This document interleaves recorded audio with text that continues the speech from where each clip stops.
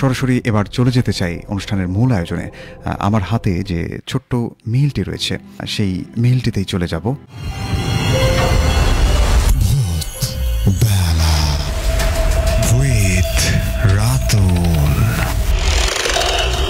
ভয়ের শুরু এখানে।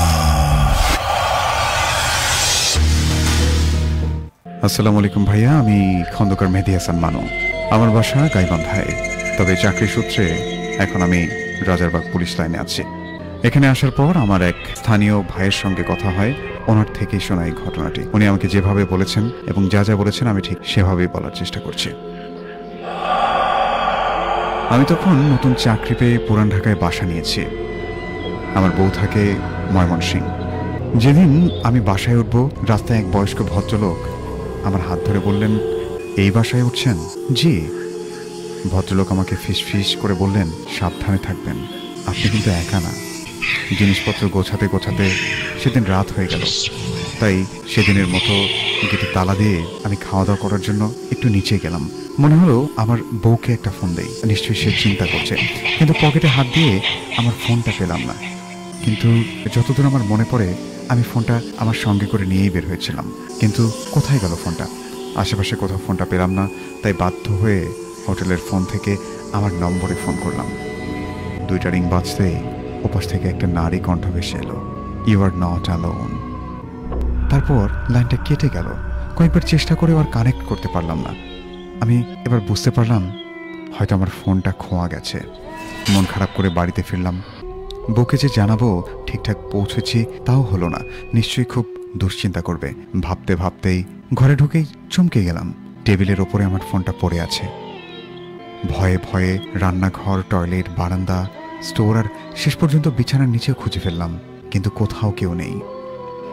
কিন্তু কেউ যে ছিল টের পেলাম তখন, যখন আমি মশারির ভেতর ঢুকে লাইট বন্ধ করে বিছানায় মাথাটা রাখলাম।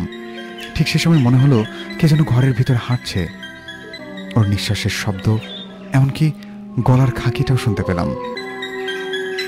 সাহস করে রুমের লাইটটা জ্বালাতে পারছিলাম না। মনে হচ্ছিল কেউ কাউকে আমি দেখে ফেলবো, কিন্তু কেউ একজন যখন মশারি তুলে ভিতরে ঢোকার চেষ্টা করতে লাগলো তখন আর লাইট না জ্বালিয়ে পারলাম না। কিন্তু কোথাও কেউ নেই।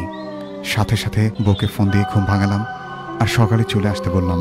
ভয়ে ভয়ে সারা রাত লাইট জ্বালিয়ে বসে থাকলাম। সকালে অফিসে যাওয়ার পথে বাড়িওয়ালাকে চাবি দিয়ে বললাম আমার বউ এলে যেন তাকে চাবি দিয়ে দেওয়া হয়। বেলা 11টার দিকে আমার বউ আমাকে ফোন করলো। আমাকে বলে, আমরা চলে এসেছি, বাসাটা খুব সুন্দর নিয়েছো, আমার পছন্দ হয়েছে। এরপর আমি তাকে প্রশ্ন করলাম, বাসা চিনতে সমস্যা হয়নি তো? সে বলল, রাস্তা খুব সোজা আর আমি অল্প সময়ে চলে এসেছি, বাসায় তো কিছুই নেই, আমরা খাবো কি? এরকম কথাবার্তা শেষে আমি তাকে বললাম আমি কিছুক্ষণের মধ্যেই আসছি। আমি বাসায় এসেই দেখি বাসার গেটে তালা। ভাবলাম মনে হয় ছেলেটার খিদে পেয়েছিল, তাই ওকে নিয়ে হয়তো বা বাইরে কোথাও গেছে খাওয়ানোর জন্য। বাড়িওয়ালার কাছে গেলাম, তাকে গিয়ে জিজ্ঞাসা করলাম আমার ওয়াইফ কি চাবি নিয়ে গেছে? উনি আমাকে উত্তর দেন যে উত্তরটি শোনার জন্য আমি মোটেই প্রস্তুত ছিলাম না। তিনি আমাকে বলেন, কই, চাবি নিতে তো কেউ আসেনি। আমি কেমন যেন অবশ হয়ে গেলাম, এসব কি হচ্ছে আমার সাথে। পকেট থেকে সঙ্গে সঙ্গে ফোনটা বের করে বউকে ফোন দিলাম। বললাম, হ্যালো, তুমি কোথায়? ওপাশ থেকে উত্তর এলো, আমি তো এখনো ময়মনসিংহ, সকালে বাসের টিকিট পাইনি, মোবাইলেও টাকা নেই, এজন্য তোমাকে জানাতে পারিনি। এখন আমি বাস স্ট্যান্ড যাচ্ছি, দুপুরের বাসে আসবো। আমি তারপর বললাম, আচ্ছা ঢাকায় পৌঁছে ফোন দিও। ঠাস করে ফোনটা রেখে দিয়ে সবকিছু কেমন যেন আমার কাছে আবল তাবল লাগছিল। বাড়িওয়ালা আমাকে জিজ্ঞাসা করলো আমাকে এমন লাগছে কেন। কিছু হয়নি বলে মাতালের মতো টলতে টলতে অফিসে চলে গেলাম। আবারও কাজে মন দিতে পারছিলাম না, গা গোলাচ্ছিল বারবার, একটু জ্বর জ্বরও লাগছিল। বউকে নিয়ে যখন বাসায় ফিরলাম তখন অলরেডি সন্ধ্যা পেরিয়ে গেছে। বউ হাত মুখ ধুয়ে রান্নায় ব্যস্ত হয়ে পড়ল। আমি আমার ছেলেটার সাথে খেলায় মেতে উঠলাম। রান্না হতে খুব বেশি সময় লাগলো না। আমার স্ত্রী বেশ ভালো রান্না জানে। তাড়াতাড়ি খাওয়া শেষ করে শুয়ে পড়লাম।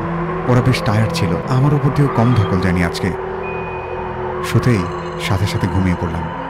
কতক্ষণ ঘুমিয়েছি জানি না, হঠাৎ ভীষণ ঠান্ডা একটা হাত আমার গায়ের উপর পড়তে আমার ঘুমটা ভেঙে গেল। তাকিয়ে দেখি দুটো জল জল চোখ আমার দিকে তাকিয়ে হাসছে, ও নিঃশ্বাস যেন আমার গায়ের উপর পড়ছিল। চিৎকার করে আমি লাইট জ্বালালাম সঙ্গে সঙ্গে রুমের। বিছানা একদম ফাঁকা, কোথাও কেউ নেই।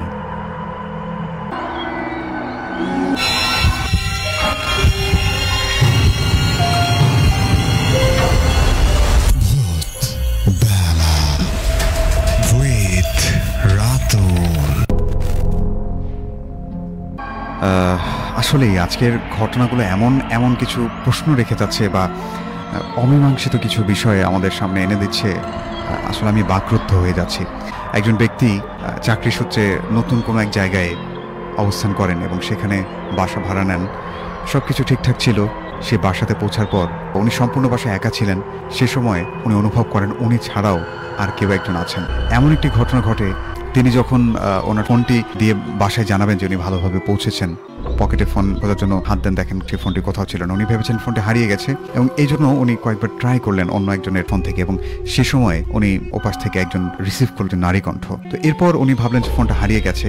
তারপর যখন বাসায় ফিরলেন এবং বাসায় ফেরার পর তিনি দেখতে পেলেন ওনার ফোনটি ওনার ঘরেই আছে। তো এটি ছিল একটি ঘটনা যে তাহলে ফোনটি কে রিসিভ করলো। উনি পুরো বাসা খুঁজে দেখেছেন, কেউ ছিল না। এরপর দিন যখন ওনার ওয়াইফ আসেন, সেদিন অবশ্য উনি দুবার ধাক্কা খেয়েছেন। যখন উনি সকাল 11টায় বা এরকম টাইমে অফিস রেখে উনি যখন এসেছিলেন, ওনার ওয়াইফ এসেছে বাসায়, উনি বাসায় এসে দেখেন কেউ চাবি নিতে আসেনি। আবার উনি অফিসে যান এবং অফিস থেকে যখন উনি আবার বাসায় আসেন সন্ধ্যায়, তখন স্পষ্ট ওনার ওয়াইফ এসেছিল এবং ওনার সন্তানকে নিয়ে উনি খেলাধুলা করছিলেন। তো এরপর রাত্রেবেলা যখন উনি ঘুমিয়ে পড়েন, জাগনা পেয়ে যান কোনো একটি ঠান্ডা শীতল হাতের স্পর্শে, এবং সে সময় উনি যখন রুমের লাইট জ্বালান, ওনার আশেপাশে কেউ ছিল না। এই ঘটনাটি আমাদেরকে পাঠিয়েছিলেন খন্দকার মেহেদী হাসান মানু, রাজারবাগ পুলিশ লাইন থেকে। ওনার বাসা গাইবান্ধায়, উনি এমনটি জানিয়েছেন। তো এই ঘটনাটি আপনাদের কাছে কার কাছে কেমন লেগেছে আমাদেরকে জানাতে পারেন। তো এই মুহূর্তে দেখতে পাচ্ছি অনেকেই যুক্ত আছেন এবং অনেকগুলো মানুষ আমাদেরকে দেখছিলেন। আপনাদের